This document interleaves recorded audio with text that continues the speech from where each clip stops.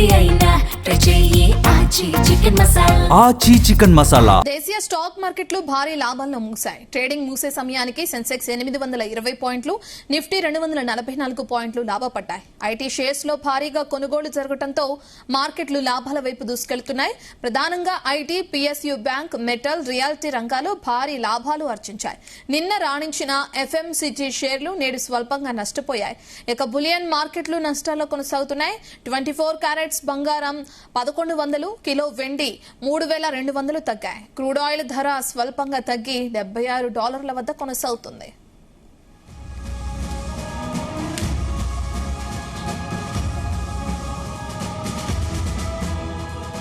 మాట్లాడడానికి మనతో సిద్ధంగా ఉన్నారు సీనియర్ మార్కెట్ అనలిస్ట్ జీవి సత్యనారాయణ గారు. ఆయన అడిగి మరిన్ని విషయాలు తెలుసుకుందాం. సత్యనారాయణ గారు నమస్తే అండి. మన మార్కెట్ లో మార్పులను చూస్తున్నాం. అటు బులియన్ మార్కెట్ నష్టాల్లో ఉంది, క్రూడ్ ఆయిల్ ధరలు కూడా కాస్త తగ్గడం మనం చూస్తున్నాం. ఎలా చూడొచ్చు అంటారు? ఎలా ఉండబోతుంది రేపు మార్కెట్? ఓకే, రేపెల్లింటి సెలవు. ఇవాళ అయితే పాజిటివ్ లోనే క్లోజ్ అయింది. ఒక 6 లక్షల కోట్ల మన సంపద అంటే మార్కెట్ క్యాపిటలైజేషన్ మొన్న బాగా పడింది. మళ్ళీ నిన్న పెరగడం జరిగింది, ఇవాళ కూడా పెరగడం జరిగింది. ఒక 5 కారణాలు ఉన్నాయి, ఏంటో చూద్దాము.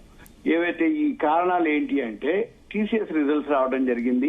అవి పాజిటివ్ లో ఉండటం, వాళ్ళు ఏఐ టూల్ తోటి కొంచెం మాకు ప్రాఫిట్ వచ్చిందని చెప్పటం, దాంతో కొంచెం ఐటీ సెక్టార్ బాగా అంటే ముందుకెళ్లడం జరిగింది. అంటే ఐటీ సెక్టార్ బాగా పెరగడం తోటి టీసీఎస్ ని బేస్ చేసుకొని మిగిలిన ఐటీ కంపెనీలు కూడా బాగా లాభాలు వస్తాయనేది ఒకటి.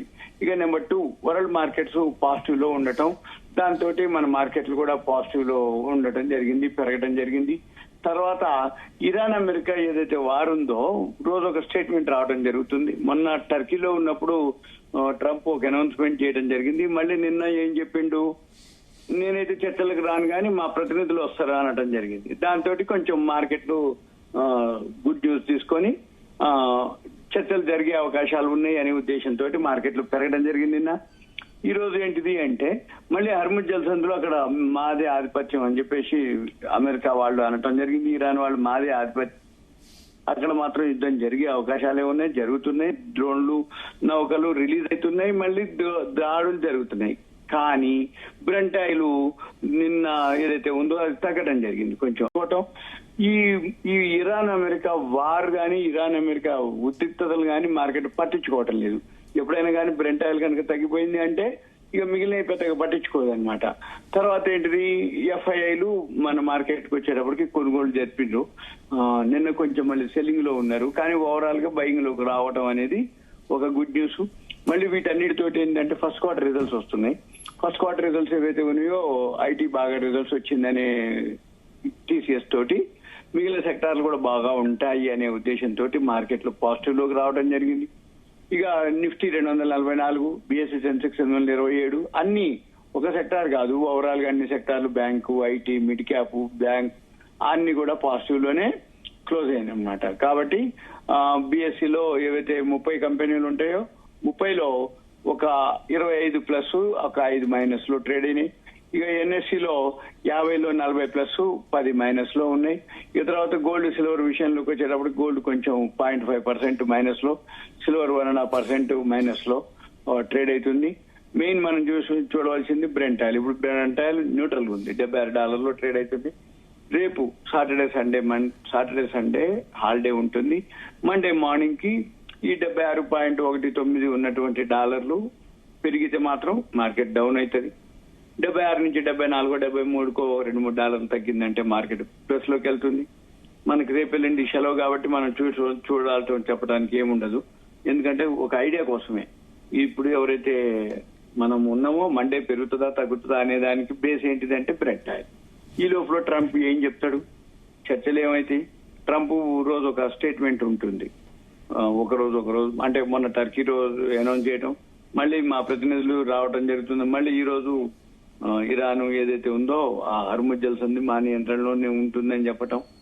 మళ్ళీ ఇప్పుడు ఒకవేళ ఈ హర్ముజ్ జలసంధి అయిపోయినా కర్గు జలసంధి ఉంది, దాన్ని మేమే ఆక్యుపై చేస్తాం అని చెప్పటం. ఇవన్నీ రోజు ఒక స్టేట్మెంట్ బట్టి మార్కెట్లు అటు ఇటు జరుగుతూ ఉంటాయి. ఓవరాల్ గా మన మార్కెట్లకి ఏమి లేదు, మనం పాజిటివ్ ఇండియా మార్కెట్. సత్యనారాయణ గారు, బంగారం ధరల్లో కూడా మనం మార్పులు చూస్తున్నాం, అంటే కొనుగోలుదారులకి ఏం చెప్తారండి దాని గురించి? ఇంకా తగ్గే అవకాశం ఉందా? కొనుక్కోవచ్చు, ఏం కాదు. ఇప్పుడు ఒకవేళ ఇవి ఇరాన్ అమెరికా వారు ఇవాళ యుద్ధం జరుగుతున్నా గానీ మన మార్కెట్లు పెరిగింది. అంటే రీజన్ ఏంటిది? మోడీ గారు ఆస్ట్రేలియా పర్యటన, ట్రేడ్ డీల్ జరగటం. ఒక నిన్ననో ఇండియా ఆస్ట్రేలియా, మొన్న ఇండియా ఇండోనేషియా, రేపు ఇండియా న్యూజిలాండ్ అగ్రిమెంట్ ఉంటాయి ట్రేడ్ డీల్. మళ్ళీ అంతకు ముందు వారం దాన్ని ఏమంటారు, ఉడాన్ ఏది జోధ్పూర్ లో ఎయిర్పోర్ట్ ఓపెన్ చేయటం, 850 కోట్లు ఇన్ఫ్రాస్ట్రక్చర్ అంటే ఎయిర్పోర్ట్ల కోసం. మళ్ళీ వరంగల్ ఎయిర్పోర్ట్ ఒకటి 450 కోట్లు శాంక్షన్ చేయటం. ఇవి మళ్ళీ జపాన్ మనకి ట్రేడ్ డీల్ జరగటం. అంతకుముందు ఇండియా ఫ్రాన్స్ ట్రేడ్ డీల్ జరగటం. మళ్ళీ నెక్స్ట్ వీక్ అమెరికా వాళ్ళు ట్రేడ్ డీల్ కోసం మన ఇండియా రావటం. ఇవన్నీ జరుగుతాయి అన్నమాట. దాన్ని బట్టి మన మార్కెట్లకు ఇబ్బంది ఏం లేదు. ఇకపోతే ఆయిల్ ప్రొడ్యూస్ చేసే గల్ఫ్ కంట్రీస్ ప్రొడక్షన్ పెంచుతాం అని అనటం. ఏషియన్ కంట్రీస్ అన్నిటికీ ఆరామ్కో వాళ్ళు $11 తక్కువ బ్రెంట్ ఆయిల్ ముడి చమురు సప్లై చేస్తా అని చెప్పటం. ఇవన్నీ మనకి శుభసూచకం అనమాట. అందుకని మనకి ఇబ్బంది లేదు. కాకపోతే ఈ రోజు ఒక అనిశ్చిత పరిస్థితి, ఒకరోజు మార్కెట్లు పెరగటం, ఒకరోజు తగ్గటం. ఏదైతే మార్కెట్లు పడ్డాయో కొనుక్కోవడానికి ఆపర్చునిటీ కిందనే తీసుకోవాలి తప్ప అట్లా మనం వేరే ఆలోచించక్కర్లేదు. కాకపోతే వెయిట్ చేయాలి. ఇమీడియట్ గా అయితే పెరిగేటట్లేవు గోల్డ్ కానీ, సిల్వర్ కానీ, షేర్ మార్కెట్ కానీ. ఓకే, థ్యాంక్ యూ సత్యనారాయణ గారు. ఓకే.